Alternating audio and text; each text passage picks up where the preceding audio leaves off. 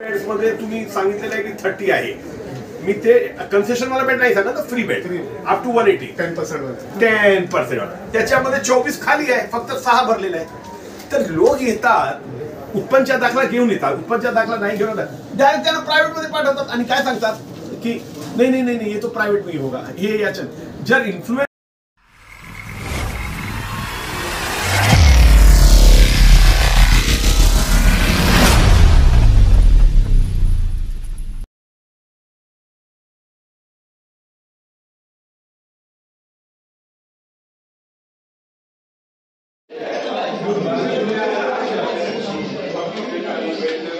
मध्ये तुम्ही सांगितलेलं आहे की 30 आहे, मी ते कन्सेशन मला बेड नाही सांगा, फ्री बेड अप टू 180 10%.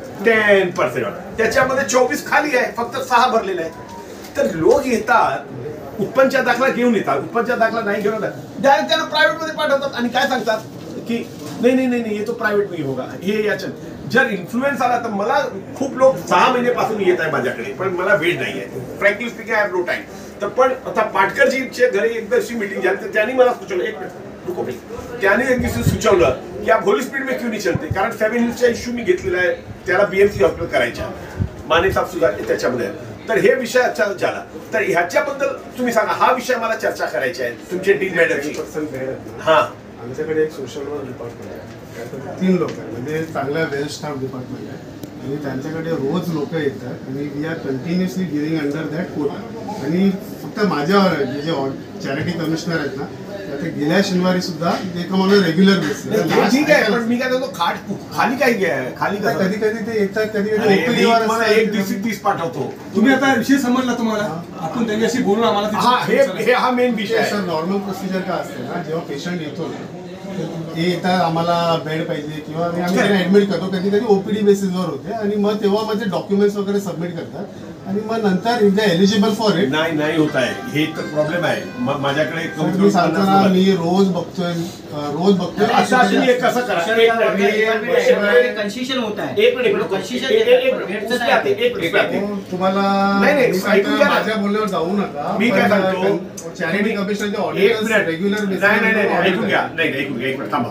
आता तुम्ही आर्ग्युमेंट करत आहे, आम्ही काय सांगतो 30 बेड तुमच्याकडे फ्री आहे, 24 खाली आहे, 6 फक्त आहे. तुम्ही काय सांगतात लोक येत नाही. ऐकून घ्या, आमच्याकडे लोक येतात इथे का नाही येतात. एक मिनिट, सोशल वर्करला जे तुम्ही सांगतात त्यांच्याकडे लोक येतात, ते ओपीडी टाईप, खासी बुखार, हे ऐकून घ्या, उत्पन्नचा दाखला असून सुद्धा सांगतात प्रायव्हेट मध्ये बा. हे आलाय ना आमच्याकडे. आता मी काय सांगतो, जर आपण ह्या मीटिंग मध्ये टार्गेट करूया, चला आपण दोघे मिळून की आता आमच्याकडे कोणी आला उत्पन्नचा दाखला 1 लाखाच्या खाली, तर मी कोणाकडे पाठवू आणि त्याला डायरेक्ट तुम्ही त्याला सांगा. सोशल डायरेक्ट नाही सांगणार, तुम्ही नंबर द्या आणि नाव द्या, मी त्याला डायरेक्ट फोन करतो.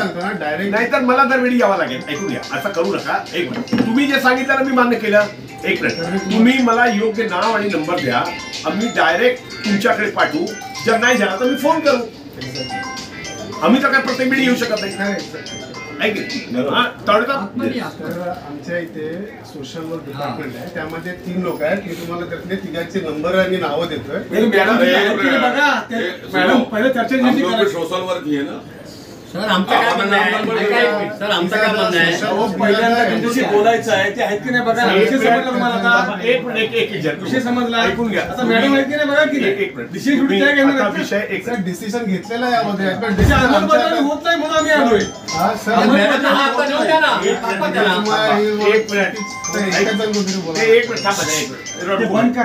तुम्ही इन्चार्ज आहेत, यू आर PRO बरोबर.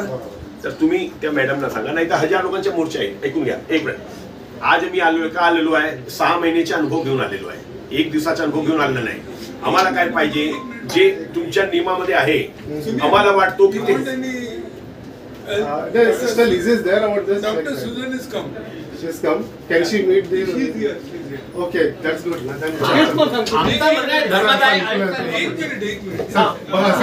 सर आम्ही कसं ना सोशल वर्करचा कोड असेल ना त्याला पण बोलू. कोऑर्डिनेशन होईल ना कोऑर्डिनेशन होईल तुमच्या कोऑर्डिनेशन. आम्ही प्रश्न विचारतो, उत्तर तुम्ही देऊ शकत नाही ना. असं आम्ही देऊया ना. आता तुम्ही जेवढा सोशल वर्करच्या एकाला हा बसवा ना तुम्ही. 3 तासाची परीक्षा देऊया. ना परीक्षेचा प्रश्न नाही आहे, तुमच्याकडे रेकॉर्ड आहे ना, तर त्याचा फक्त एक करून घ्या, बोलून घ्या. 5 minutes, not 10 minutes. I have 2-3 issues. Can we sit here or आपली बातमी आपल्या सर्वांचं हार्दिक स्वागत करतो. आज आपण आहोत अंधेरीच्या हॉली स्पिरिट हॉस्पिटलमध्ये. या ठिकाणी चाललेल्या चुकीच्या कारभाराला घेऊन या ठिकाणी अंधेरी विकास समिती या ठिकाणी आलेली आहे, ज्या ठिकाणी माजी उपमहापौर श्री राजेश शर्मा जी आहेत, त्यासोबत शांताराम पाटकर साहेब असतील, अशोक देसाई साहेब असतील, असे सर्व नेते या ठिकाणी आहेत. आपण त्यांच्याकडे जाणून घेऊ की काय आहे महत्वाचा विषय. साहेब, काय सांगाल ज्या पद्धतीने आपल्या अंधेरीच्या हॉली स्पिरिट हॉस्पिटलमध्ये हा जो प्रश्न आहे, काय प्रश्न घेऊन तुम्ही या ठिकाणी उपस्थित आहात? नाही, मी आलो होतो होली स्पिरिटच्या मॅनेजमेंटना भेटण्यासाठी. जे फ्री बेड्स आहेत आणि ओव्हर बिलिंग, दोन गोष्टी होता. तर त्याने मला सांगितलं की जे पेशंट आम्ही सगळ्यांना घेतो, पण आमची जे कन्फ्युजन होता ते त्यांनी सांगितलं की असे कोणी तुम्ही पाठवा, आम्ही घेणार.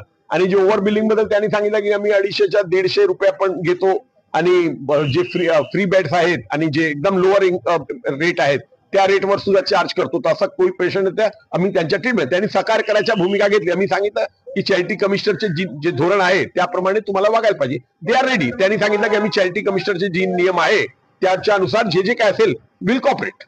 पाटकर साहेब, अंधेरी विकास समितीच्या माध्यमातून शाळा असो, हॉस्पिटल असो, सगळ्या विषयांना धरून आपण पुढाकार घेऊन लोकांच्या समस्या जाणून घेतायत, त्यांच्या सोडवण्याचा प्रयत्न करतायत, काय सांगाल? या ठिकाणी अंधेरी विकास समितीच्या माध्यमातून आम्ही या ठिकाणी निवेदन आणि अनेक काही ज्या तक्रारी होत्या त्या संदर्भात भेटण्यासाठी प्रमुखाने आलेलो होतो. या ठिकाणी अनेक तक्रारी हॉस्पिटलच्या होत्या, त्या संदर्भात आमच्या सिस्टममध्ये त्यांना भेटलं. जे धर्मदाय आयुक्ताच्या नियमाप्रमाणे ज्या सुखसोयी तुम्ही द्यायला पाहिजेत त्या हॉस्पिटलने त्यांना नाकारता कामा नये, आणि अशा तऱ्हेचं खुल्लं आणि स्पष्ट बोर्ड या ठिकाणी कोण अधिकारी याची सर्व संमती लोकांना जाहीर माहिती देण्यासाठी आम्ही या ठिकाणी त्यांना विनंती केली. त्याप्रमाणे त्यांनी सहकार्य करण्याची अपेक्षा केली. दिलीपराव माने साहेब, काय सांगाल ज्या पद्धतीने लोकांच्या समस्या पुढे येताना आपण बघितल्या हॉली स्पिरिट हॉस्पिटल बद्दलच्या, पण त्या माध्यमातून तुम्ही इथे आल्यावर तुम्हाला काहीतरी चित्र वेगळं दिसतंय, असं दिसतंय, काय नेमकी स्थिती आहे, काय सांगाल? आमच्या अंधेरी विकास समितीकडे या विभागातील बऱ्याच लोकांनी कंप्लेंट केल्या होत्या की जे 1,80,000च्या आत ज्यांचं इन्कम आहे, जे विकर सेक्शन मध्ये येतात, त्यांना 10% फ्री बेड पाहिजेत, ते इथं मिळत नाहीत, अशी त्यांची तक्रार होती. अध्यक्ष आणि आमच्याकडे बऱ्याच लोकांच्याकडे त्या तक्रारी आल्या होत्या. आणि बिलिंग मध्ये पण मोठ्या प्रमाणात बिल बनलं जातं, ते फॅसिलिटी मिळत नाहीत. चॅरिटी कमिशनर ऍक्ट प्रमाणे जे रूल्स आहेत त्याच्याप्रमाणे इथं सुख सुविधा मिळत नाहीत, अशा तक्रारी होत्या. म्हणून आम्ही त्यांच्या मॅनेजमेंटला आज आम्ही इथे येऊन भेटलो. आम्ही आमचे प्रश्न त्यांच्या पुढे मांडल्यानंतर त्यांनी अगदी पॉझिटिव्ह ॲटिट्यूडने आमच्या समोर आले. त्यांचे PRO पण इथे आहेत आणि त्यांनी सोशल वर्कर अपॉइंट केले, त्यांचे पण कॉन्टॅक्ट नंबर दिले. ते म्हणाले की असे कोणी पेशंट आपल्याकडे आले तर आपण जरूर पाठवा, आम्ही फर्स्ट कम फर्स्ट देतो. एखाद्या वेळेस सगळे बेड फुल झाले आणि 1,80,000च्या आतला जर आला तर आम्ही त्यांना सर्व्हिस देऊ शकत नाही, ही आमची अडचण आहे. ती त्यांची बरोबर आहे. ते आम्ही सगळं समजल्यानंतर खूपच सकारात्मक चर्चा झाली आणि आज आम्ही ज्या उद्देशाने आलो तो उद्देश सफल झालेला आहे. प्राइवेटाइजर क्या कहेंगे, जिस तरह से लोगों को जो सुविधाएं मिलनी चाहिए, जैसे कि कुछ बेड, जैसे दिलीपराव माने जी ने भी कहा कि कुछ बेड जो देने चाहिए वो किस तरह मालूम पड़ते हैं और लोगों को इसकी सुविधा किस तरह मिलती है, आपने इसके बारे में कुछ जानने की कोशिश की?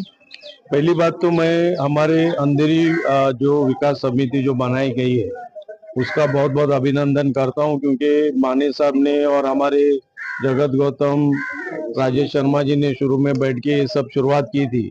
और हमारा मकसद ही ये था कि जो विकर सेक्शन है हमारे इस अंधेरी विभाग में, उनको जो मूलभूत सुविधा उससे वो वंचित न हो. इसलिए फिर चाहे वो अस्पताल हो, स्कूल का मसला हो, BMC का मसला हो, अभी ये शुरुआत है हमारी.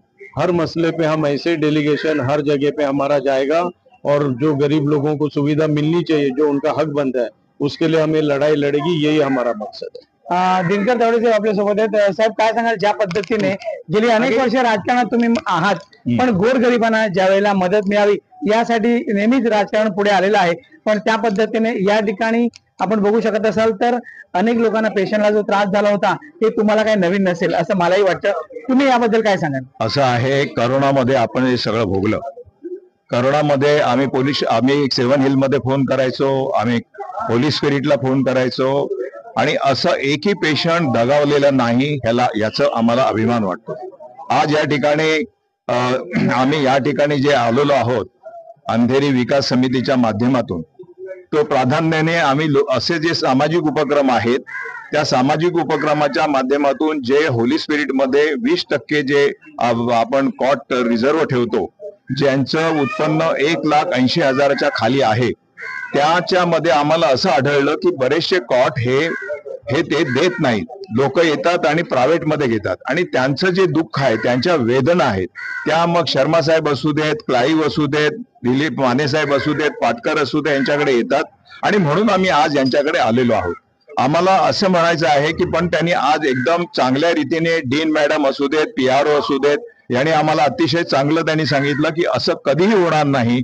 जेवढे काही रिझर्व्ह कॉट आहे चॅरिटी कमिशनरच्या नियमाप्रमाणे त्यांना ते दिलं जाईल आणि ह्या बाबतीत आम्हाला त्यांचं या ठिकाणी अभिनंदन. विजय रेड्डीजी आपल्यासोबत आहेत. विजय रेड्डीजी काय सांगाल ज्या पद्धतीने यापुढे आता या हॉस्पिटलच्या विषयाला धरून पुढे कशा पद्धतीने आपण देखरेख कराल की लोकांना सुविधा मिळाली पाहिजे? बघा, आज आपली जी मीटिंग झाली ते एकदम सक्सेसफुल मीटिंग झाली आणि त्यांनी सांगितलं आम्हाला की जे काय कॉपरेशन आपण पाहिजे आम्हाला देणार आणि भरपूर साथ देणार. तर आता जे काय पेशंट येणार आमच्याकडे आम्ही इकडे फॉरवर्ड करणार आणि त्यांना असं पैशाचे काय प्रॉब्लेम असेल विल सॉल्व्ह इट. अच्छा, अशोक देसाईजी काय सांगा ज्या पद्धतीने आपण गेली अनेक वर्ष समाजकार्यात आहात, अनेक लोकांना जो त्रास होतोय त्या आज हॉस्पिटल आपण आहात, काय विषय चर्चा फायनल झालेली आहे? आम्ही सर्वांनी आमची राजकीय वस्त्र बाजूला ठेवून अंधेरीच्या विकासासाठी एका ध्येयाने एकत्र आलेले आहोत. सर्व राजकीय पक्षाचे प्रमुख अंधेरी विधानसभेचे आमचा एकच आमचा उद्देश आहे की सामान्य माणसाला कसं काय मदत करता येईल, ह्या एकमेव उद्देशाने आज पहिली सुरुवात होली स्पिरिट हॉस्पिटल पासून आम्ही केलेली आहे. आम्ही त्यांना एक निवेदन दिलेलं आहे. चॅरिटी कमिशनरच्या निर्देशाप्रमाणे 10% ज्या रिझर्व्ह खाटा आहेत त्याचा लाभ सामान्य माणसाला विकत सेक्शनच्या नागरिकाला मिळवण्यासाठी जी आमची भूमिका होती ती आम्ही त्यांच्या समोर मांडली. त्यांनी त्यांच्या पद्धतीने स्पष्टीकरण दिलं आणि याबद्दल इथं असलेल्या सर्व राजकीय पक्षाच्या नेत्यांचं मी आभार मानतो, हॉस्पिटलला धन्यवाद देतो की आज हा इश्यूला आम्हाला आज यश मिळालेलं आहे. तर आपण पाहिलं की अशा पद्धतीने आपण बघतो की होली स्पिरिट हॉस्पिटलमध्ये अंधेरी विकास समिती यांचे सर्व जे कार्यकर्ते नेते मंडळी आहेत, जे अंधेरीचे माजी सगळे राजकीय नेते, त्यांनी ही कमिटी बनवली आहे आणि त्यांनी आज या ठिकाणी मुद्दा मांडला होता की गोरगरिबांना न्याय मिळत नसताना आपण कशा पद्धतीने न्याय देत आहे. तर याबाबतचा खुलासा करून या ठिकाणीहून अंधेरी विकास समितीची लोक निघालेली आहेत आणि या ठिकाणी ते समाधानी आहेत असं त्यांचं म्हणणं आहे. यापुढे असं काही घडलं तर आम्ही पाठपुरावा करू अशा पद्धतीने या ठिकाणी सांगण्यात आलं. मी इथेच थांबतो. आपला पुन्हा भेटूया. थँक्यू. जय जय महाराष्ट्र.